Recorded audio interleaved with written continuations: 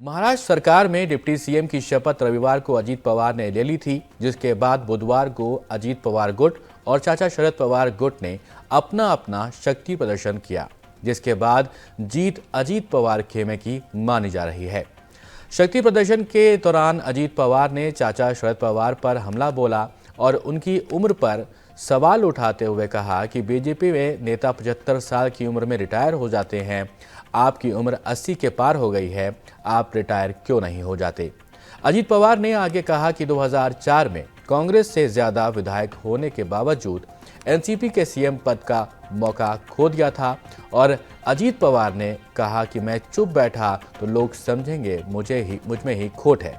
शरद पवार हमारे देवता हैं, हम उनका आशीर्वाद चाहते हैं। उन्होंने कहा, मैं लोगों के कल्याण के लिए अपनी कुछ परियोजनाओं को लागू करने के लिए महाराष्ट्र का मुख्यमंत्री बनना चाहता हूं। उन्होंने कहा कि पीएम नरेंद्र मोदी के करिश्मे की वजह से ही 2014 में बीजेपी सत्ता में आई थी।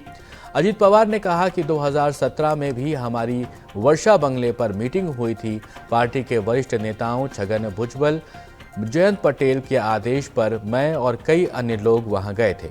वहां बीजेपी के कई नेता भी शामिल हुए थे। हमारे बीच कैबिनेट पोर्टफोलियो आवंटन और मंत्रियों के पदों पर चर्चा हुई, लेकिन बाद में हमारी पार्टी ने कदम पीछे कर लिए। वहीं पर प्रफुल्ल पटेल ने कहा कि शरद पवार के साथ पटना में संयुक्त विपक्ष की बैठक में कहा गया था और जब मैंने वहां का दृश्य देखा तो मुझे हंसने का मन हुआ।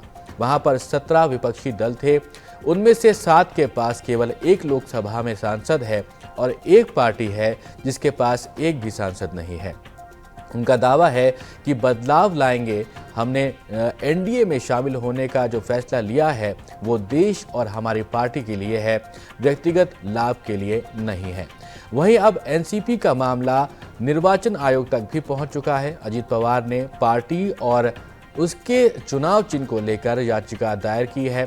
सूत्रों के अनुसार बाद में एनसीपी के 40 सांसदों, विधायकों और विधान परिषद सदस्यों ने मिलकर अजीत पवार को पार्टी का अध्यक्ष बनाने के लिए शपथ पत्र भी दायर किया गया था। और इस बीच एनसीपी के शरद पवार गुट के प्रदेश अध्यक्ष जयंत पाटिल ने 3 जुलाई को निर्वाचन आयोग को ईमेल के जरिए इस बारे में अपना विरोध प्रदर्शन भी दर्ज किया है, जहां पर श्री पाटिल ने निर्वाचन आयोग को एक पत्र लिखकर पार्टी के 9 विधायकों को अयोग्य घोषित करने की प्रक्रिया के बारे में जानकारी दी है।